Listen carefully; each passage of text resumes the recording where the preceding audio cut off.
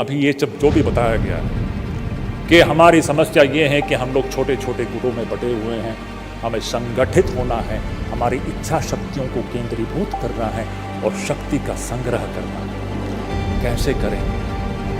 ये भारत जो है, यहाँ पर इतनी भाषा है, विविधता है, जातियां हैं, भाषा है, आचार विचार का जो भेद है, हमें एक सूत्र में बांधने वाला वह क्या चीज है?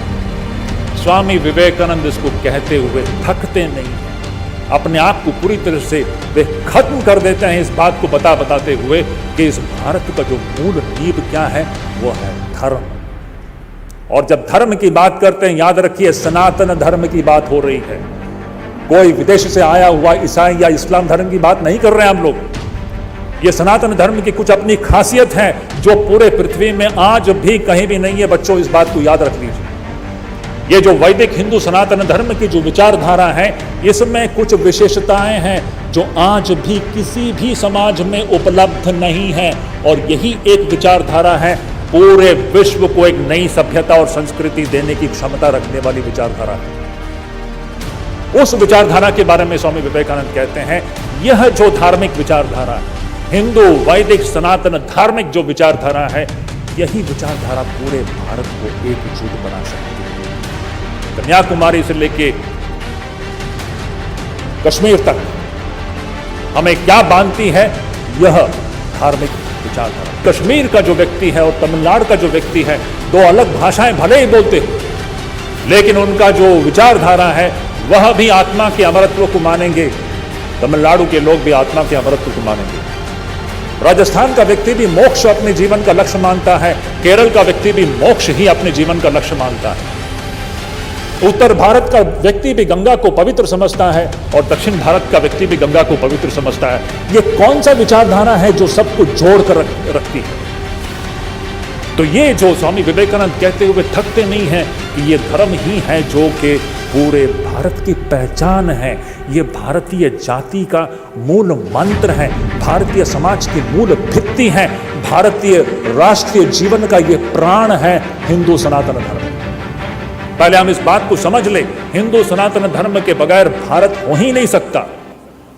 विवेकानंद कहते हैं, जिस दिन यह धर्म इस देश से चला जाएगा, 3 पीढ़ियों के अंदर भारत खत्म हो जाएगा। ये वार्निंग है, ये चेतावनी है।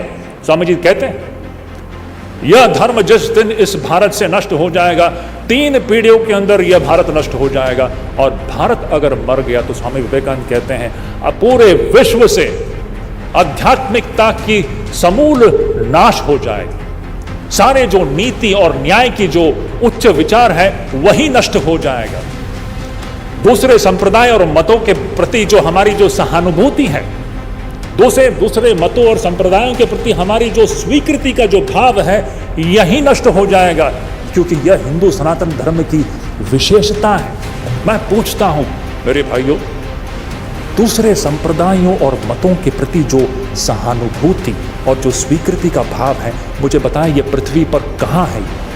हमारे हिंदू समाज को छोड़ करके एक समाज आप बताइए जहां पर दूसरे मतों और संप्रदायों के प्रति सिर्फ सहानुभूति नहीं, दिल खोल करके स्वीकृति की भाव है। हम खड़े होकर के कहते हैं कि सभी मत सच है।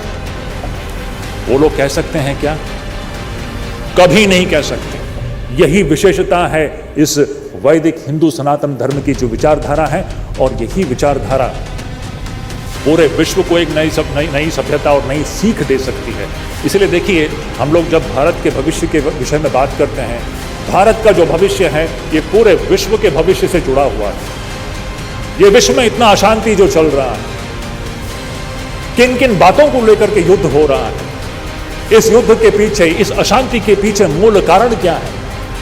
उस कारण का जो हल अगर कहीं पर है, वो वैदिक हिंदू सनातन धर्म के तात्विक विचारधारा में ही है। स्वामी विवेकानंद उस तात्विक विचारधारा के सबसे प्रबल शक्तिशाली प्रवक्ता थे। इसीलिए विवेकानंद इतने प्रासंगिक हैं भारत को समझने के लिए।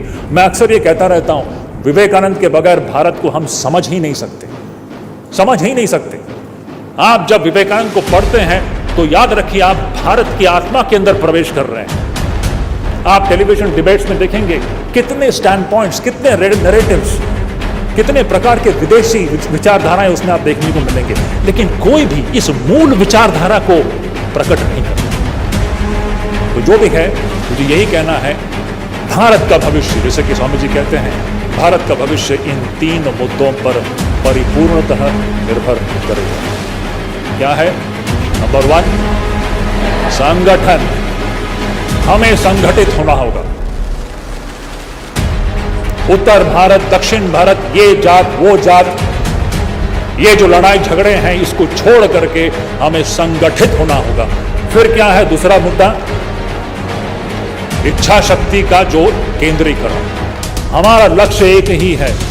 वो कश्मीर का अगर कोई भारतीय हो या दक्षिण भारत का जो भारतीय हो, हमारा लक्ष्य एक ही है। तो स्वामी विवेकानंद ऋग्वेद की एक बात करते हैं, संगच्छध्वम संवदध्वम संवो मनासी जानता। क्या है उसका मतलब? ऋग्वेद की बात है कि हम लोग जब एक प्रकार सोचे, एक प्रकार से हम बोले, संगच्छध्वम संवदध्वम, एक प्रकार का सोच, एक प्रकार की कार्य प्रणाली, एक प्रकार की इच्छा शक्ति, इस प्रकार भारत मजबूत हो सकता है। तो इस प्रकार मेरे भाइयों बहनों, मुझे यही कहना है, स्वामी विवेकानंद इसी बात को कहते हुए थकते नहीं है कि भारत का भविष्य पूरी तरह से इन 3 मुद्दों पर निर्भर करेगा और हमें एकजुट बनाने के लिए मूल जो उसका जो मंत्र है वो है धर्म, सनातन धर्म। और एक बात कह करके मैं अपने इस वाणी को मैं विराम दे दूंगा। अब देखिए, ये सनातन धर्म की जो बात, सबसे बड़ी दुख की बात यह है कि हम हिंदू लोग ही अपने सनातन धर्म के विषय में कुछ भी नहीं जानते। यह अत्यंत ही दुख की बात है, अत्यंत ही दुख की बात है। लेकिन आज की जो पीढ़ी है, आपको भी दोष नहीं दिया जा सकता। ना तो आपके स्कूलों में इसकी चर्चा होती है, हम चर्चा नहीं कर सकते क्योंकि हम लोग सेक्युलर राष्ट्र हैं। समस्या ये है, हम लोग हमारे इस सनातन धर्म की जो विज्ञान सम्मत जो तात्विक विचार है, उसको हम अपने बच्चों के सामने रख नहीं सकते क्योंकि हम लोग सेक्युलर हैं। बड़ी विडंबना है। मैं तो कहूंगा, जब तक हमारे देश की शिक्षण पद्धति में परिवर्तन नहीं लाया जाएगा, तब तक ये समस्या चलती रहेगी। हमें कहते हुए दुख होता है कि पीढ़ी दर पीढ़ी हमारे बच्चे हमारी ही जड़ों से दूर निकलते जा रहे हैं। इन्हें अपने जड़ों से जोड़ना, ये हमारे लिए बहुत बड़ी एक चुनौती हो। सही शिक्षण पद्धति के द्वारा भारत का भविष्य इस पर भी निर्भर करेगा। स्वामी विवेकानंद और भारत, ये 2 चीज नहीं है। भारत और विवेकानंद एक ही है। अगर आप भारत को जानना चाहते हैं तो विवेकानंद को पढ़िए। मैं एक बात कहता हूं आप सभी लोगों से, स्वामी जी की एक किताब है भारतीय व्याख्यान, और मैंने जो भी कहा आज सब कुछ उसी में से है, इसमें मेरा अपना कुछ भी नहीं है। उसमें एक लेक्चर है the future of India, Bharat का भविष्य। मैं आप लोगों से अनुरोध करूंगा, जरूर इस व्याख्यान को आप ध्यान से पढ़िएगा और उस पूरे किताब को, भारतीय व्याख्यान को आप लोग ध्यान से पढ़िएगा, तो आपको समझ में आएगा कि स्वामी विवेकानंद हमारे जो भविष्य, भारत भविष्य का भारत कैसा होगा, इसको कैसे हम लोग बनाएंगे, इस विषय में भी विभिन्न प्रकार से विस्तृत रूप से अपने विचारों को अपने सामने रखते हैं।